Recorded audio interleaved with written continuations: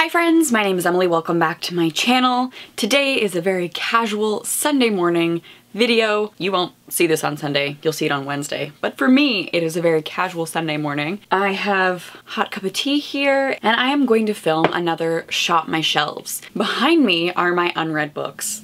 This has gotten out of control, and one of my 2019 goals is to reduce this by 50%. And so a fun way I thought to do that would be to have sort of book scavenger hunts to curate a TBR out of all of these things, and every month try and read as many of those things as I can. So I asked you guys on Instagram to send me in prompts. So basically find a book that ... and you guys filled in the response. Now I have not seen these because I think it's more fun that way. Let's start with combining has flowers on the cover and makes you want to go outside. So I've got two prompts, actually I've got three prompts here that are fairly similar. Has flowers on the cover, has a lilac on the cover, and makes me want to go outside. So those are sort of three we can group together, and let's have a look.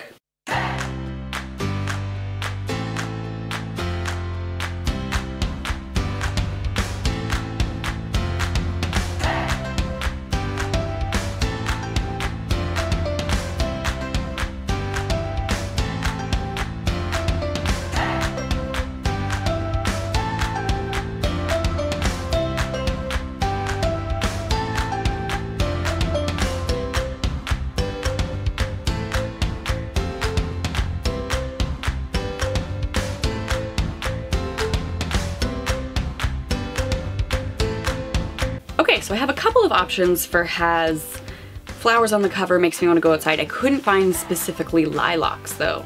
The next prompt I have here was published the same year that I was born.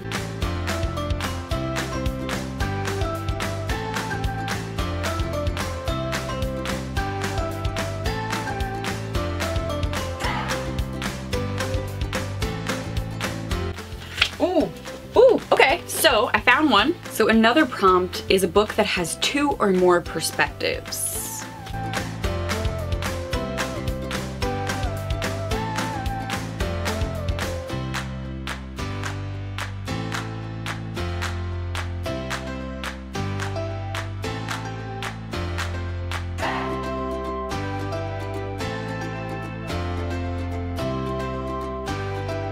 Is Canadian with a female main character. I think I actually have quite a bit that would count for that.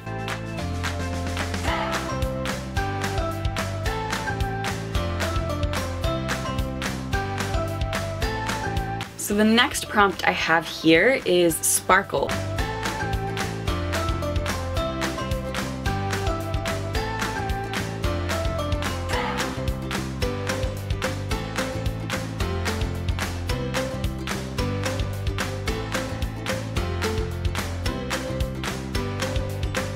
I have is translated, so I'm gonna put that back on. Has the lowest number of pages. So for that, we're going up.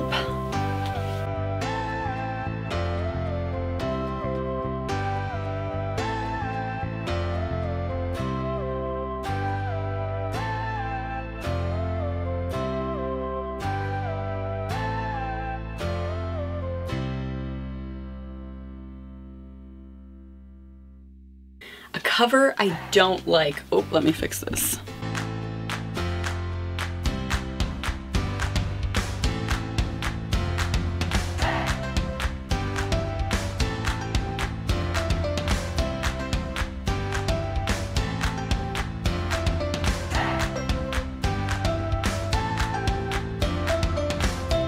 Features a female protagonist over 65.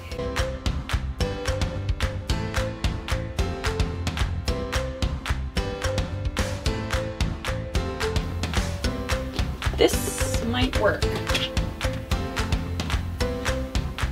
think that might be one of the only ones that work. Makes you see things from another point of view.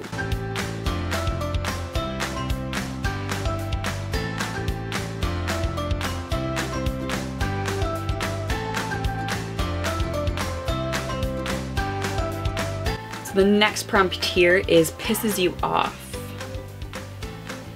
A book that pisses me off. This is a hard one because I feel like I've gotten rid of so many things that like I kept. Okay, here's a good one. Has a dog on the cover. Ooh, okay. Easy.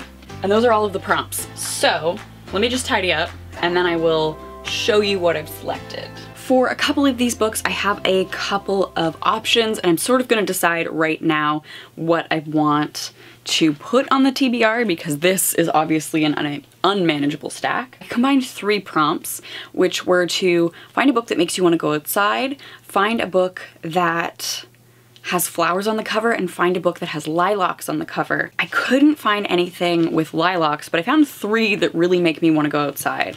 And that is Anne of Avonlea by L. Montgomery, which is the second book. I have never read the rest of the Anne books, so this could be a perfect time to pick this up. Friend of My Youth by Alice Munro. This makes me want to go outside, makes me want to go to the beach, has me thinking about like long summer days. And then I have Wildwood, written by Colin Malloy with illustrations by Carson Ellis. And I just think all of the naturey things gives me like hiking vibes. So I'm going to read the blurbs for each of these and then sort of decide what I'm feeling like at the moment and possibly what overlaps into other challenges. Prue McKeel's life is ordinary, that is until her brother is abducted by a murder of crows and taken to the impassable wilderness, a dense, tangled forest on the edge of Portland.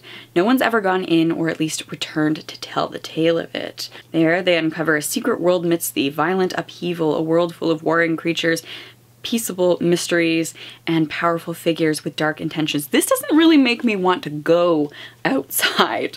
So I think I'm gonna put this one back, which leaves me these 2. At 16, Anne is almost grown up, almost. Her gray eyes shine like evening stars, but her hair is still as peppery as her temper. In the years since she arrived at Green Gable, as a freckle-faced orphan, she has earned the love of people of Avonlea and a reputation for getting into scrapes. But when Anne begins her job as a new school teacher, the real test of her character begins. Versus... Ooh, this is a collection of short stories. I'm gonna go with Anne, because short story collections and I don't always get along. A book that makes me want to go outside, a book with flowers on the cover. So the next challenge was to find a book published the year I was born, and for that I have The English Patient by Michael Ondaatje, which is a book that has been on my TBR for a while. Michael Ondaatje wrote one of my favorite books of all time, In the Skin of a Lion. I love that book so much, and The English Patient has been on my TBR list for a while, so let's see if I can get to it this month. The next prompt was to find a book with multiple perspectives, and so for that I picked up 2. I have an essay collection on the women's suffragist movement, and I have probably more, but this prompt was intending, This Savage Song by Victoria Schwab. I'm just gonna have a flip through, see what the essay collections are like, because this is gonna be really dense, but we'll have different perspectives on the women's suffragist movement. I think I'm gonna hold off on this one and go for This Savage Song by Victoria Schwab, just because it is YA. Victoria Schwab is an author that I want to explore more of. The next prompt I had was to find a Canadian book with a female protagonist, and so for that I have 3 here. 2 of them were on my TBR last time and one of them is a new one. So the new book is The Romantic by Barbara Gowdy. Barbara Gowdy is another one of my favorite Canadian authors. I love her works, and I have never read The Romantic. So Louise Kirk learns about love and loss at an early age. When she's 9 years old, her former beauty queen mother disappears, leaving a note that reads only and incorrectly, "Louise knows how to work the washing machine."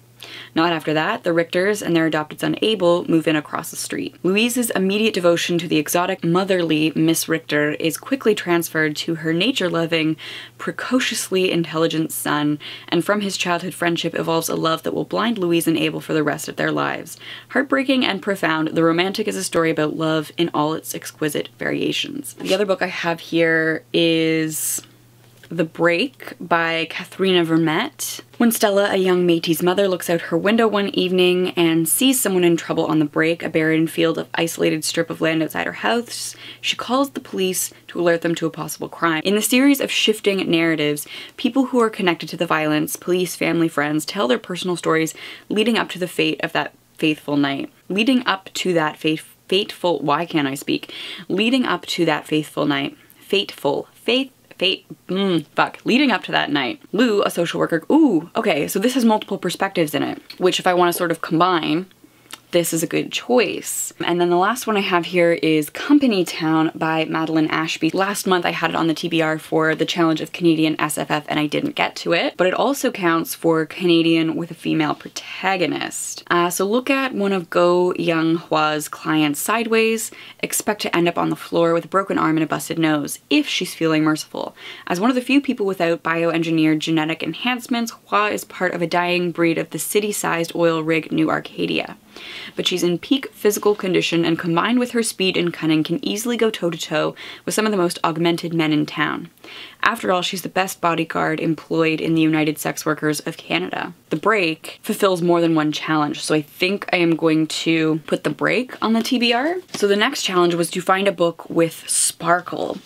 And so for that, I have The Monstrous Child by Francesca Simon, which was on my TBR last month and I didn't get to, and Shout by Laurie Halse Anderson, which is a new release that I did impulse buy. I didn't get to this one last month, which maybe speaks to my interests right now, and I did impulse buy this, so maybe it is a good idea to put this one with a little bit of sparkle on the TBR while I am excited about it. So the next was a piece of translated fiction. This is a piece of translated fiction that I did not get to during the Femme Fantail Readathon, which is a readathon that focused on fantasy literature by women in March, and I also did not get to it in the rest of the month either, and that is A Winter's Promise by Christelle Dabos. So this is a piece of translated fiction. It is something that I am really excited about, and I'm gonna put it on the TBR for that reason. Then I had the challenge of finding the book on this shelf with the lowest number of pages, and that is of course children's literature, and that is Esio by Roald Dahl. Then I was given the challenge of finding a book with a cover that I don't like. I do not like this cover. So this is a printing of the essay, I believe, A Room of One's Own by Virginia Woolf. Now I have read pieces of this during my undergrad degree, but I have never read the thing in its entirety. Picked it up in a used bookstore when I saw it with the intention of reading it, and just every time I look at it, it's unappealing. So I'm gonna put it on this TBR and try and make a point of reading it. The next challenge was actually harder than I thought, and I think that's indicative of our society. We don't focus a lot on older women past their sexual prime, and so the challenge was to find a book with a female protagonist that was 65 or older. I don't know the exact age of this woman, but I have here Hateship, Friendship, Courtship, Loveship, Marriage by Alice Munro. So this is a stunning collection of 9 short stories that deal with the substance of adult life. An aging couple's relationship is tested as the woman develops Alzheimer's disease and forgets her long years of marriage. The fate of a strong-minded housekeeper is unintentionally reversed by a practical joke.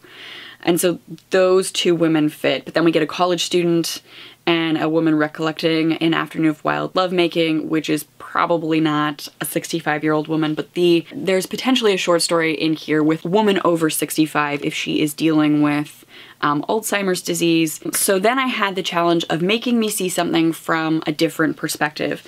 And for that, I have Dude, You're a by CJ Pascoe. So this is a piece of nonfiction that looks at masculinity and sexuality in high school. High school and the difficult terrain of sexuality and gender identity are brilliantly explored in this smart, incisive ethnography. Based on 18 months of fieldwork in a racially diverse working class high school, Dude, You're a plumbs the dynamics of masculinity among high school boys and sheds new light on masculinity both as a field of meaning and as a set of social practices. And so because I do not identify as a gay man, I feel like this will definitely give me insight into a perspective that is not my own. The next book I have here is a book that pisses me off. For that, I have No Place to Go: How Public Toilets Fail Our Private Needs by Lezlie Lowe. So this is a book that looks at paid potties to deserted alleyways in cities from London to San Francisco to Toronto. No Place to Go is about where we go in public. It's a marriage of urbanism, social narrative, and pop culture that shows the ways momentous and mockable public bathrooms just don't work. Like for the homeless who, faced with no place to go, sometimes must literally take to the streets. For people with invisible disabilities such as Crohn's disease who stay home rather than risk soiling themselves on public transit. For girls who quit sports teams because they don't want to run to the edge of the pitch to pee. Bathroom bills that will stomp on the rights of trans people, dominate the news. And where was Hillary Clinton before she arrived to the stage after a commercial break during the live Democratic leadership debate in December 2015? Stuck in a queue for the women's toilet. So I feel like this is going to piss me off, just fully appreciating all of the ways that public bathrooms, highlight how society is set up for certain people. And the last book I have here fits the challenge for a book with a dog on the cover, and that is Because of Winn-Dixie by Cait to Camillo. This is a piece of children's literature. I am a little afraid that the dog dies in this one. Any book about a dog has me wary, so I anticipate bawling at some point. I don't know what this is about. I kind of don't want to know what it's about. So that brings us to the end of this video. Thank you guys for submitting your prompts on Instagram. If you guys are interested in doing that in the future for May, etc., make sure you are following me on Instagram at EmilyKateReads. Before we go, we also have to thank my patrons. Thank you, patrons who make videos like this and longer form content possible. I really appreciate the work that you are enabling me to do. If you are interested in becoming a patron, links to that will be in the description box down below. Tier 3 of my patrons, remember that you have the ability to vote on this TBR. There should be a poll available at the time that this video goes up. So I am very excited to get to this month of reading. I feel like I've picked a lot of really interesting, good reads that I maybe wouldn't have picked otherwise. There are other things on this shelf that are like bigger and shinier that I definitely would have put off reading some of these things. And I hope you guys will follow along as I do that this month, make videos, check-ins, etc. Thank you guys so much for watching. I hope you are having an excellent day, whatever day you're watching this on, and I will see you soon. Bye.